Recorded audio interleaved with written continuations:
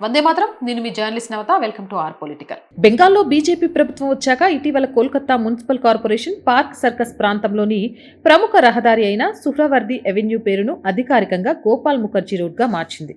దీనిలో 2 పేర్లున్నాయి, సుహ్రవర్ది అలాగే గోపాల్ ముఖర్జీ. అసలు ఎవరు వీళ్ళు అనుకుంటున్నారా? చెప్తా చూడండి. గోపాల్ చంద్ర ముఖోపాధ్యాయ లేదా గోపాల్ ముఖర్జీ కోల్కతా చరిత్రలో అత్యంత వివాదాస్పదమైన వ్యక్తి. సాధారణంగా ఆయన అందరూ గోపాల్ పాత అని పిలుస్తారు. కాలేజ్ స్ట్రీట్ ప్రాంతంలో ఆయన కుటుంబానికి మేకమాంసం దుకాణం ఉండడం వల్ల ఆయనకు ఆ పేరు వచ్చింది అని అంటారు. అయితే ఆయన అనుచరులు, వంశస్థులు ఆయన ధైర్యాన్ని ఉద్దేశిస్తూ బెంగాలీలో బుకేర్ పాత అంటే గుండె నిబ్బరం, ధైర్యం అనే పదం నుంచి ఈ పేరు వచ్చిందని చెప్తుంటారు. 1913లో జన్మించిన గోపాల్ ముఖర్జీ ఉత్తర కోల్కతాలోని అఖారా అంటే కుస్తీశాలలలో మరియు స్థానిక వ్యాపార వర్గాల్లో మంచి పట్టున్న వ్యక్తి.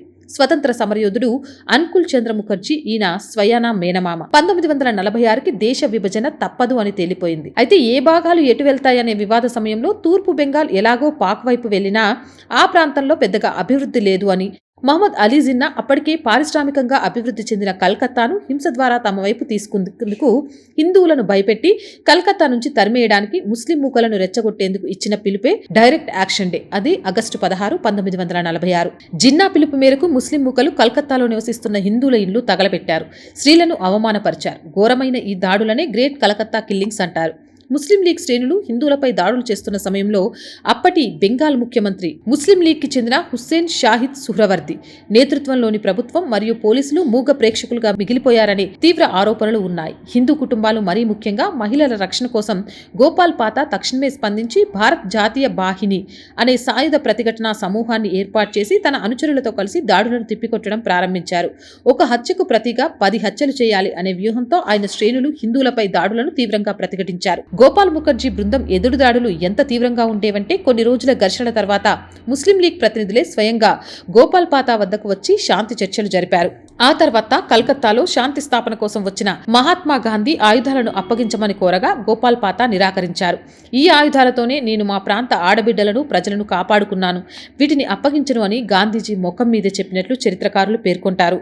కోల్కతాలో ఒక అవెన్యూకు ఆయన పేరు ఎందుకు పెట్టారు అంటే, పేరు మార్చక ముందు ఉన్న రోడ్డు పేరు 1946 నాటి దాడుల సమయంలో బెంగాల్ ముఖ్యమంత్రిగా ఉన్న హుస్సేన్ షాహిద్ సుహ్రవాది. ఆయన్ని కొందరు బెంగాల్ కసాయి అని పిలుస్తారు.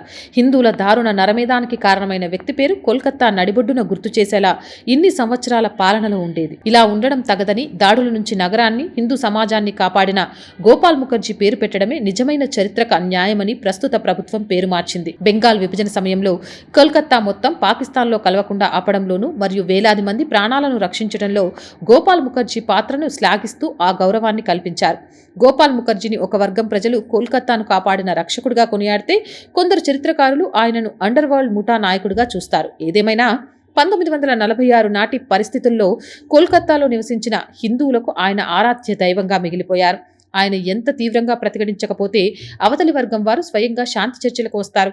గుండెధైర్యం, తెగువ ఉండడానికి భారీ శరీర సౌష్ఠవం అవసరం లేదు అని 5 అడుగుల 4 అంగుళాల గోపాల్ రుజువు చేశారు. ఏదేమైనా కలకత్తా చరిత్రను మలుపు తిప్పిన వ్యక్తులలో ఆయన ఒకరనేది చరిత్ర విస్మరించలేని సత్యం. అండ్ మోర్ వీడియోస్ కోసం our group of channels, our voice, our political, our Samskriti channels ని వెంటనే సబ్స్క్రైబ్ చేయండి. కంటెంట్ బాగుంది అనిపిస్తే లైక్ చేయండి, షేర్ చేయండి, మీ అభిప్రాయాన్ని కామెంట్ చేయండి. అండ్ ఆర్థికంగా ఆర్ వాయిస్ కి మీ అందరి చేయుత చాలా చాలా అవసరం. ఆర్థికంగా సపోర్ట్ చేయాలంటే స్క్రీన్ మీద గూగుల్ పే, ఫోన్ పేతో పాటు అకౌంట్ డీటెయిల్స్ ఇచ్చాను, మీకు తోచిన సహాయాన్ని అందించండి. జై హింద్, జై భారత్.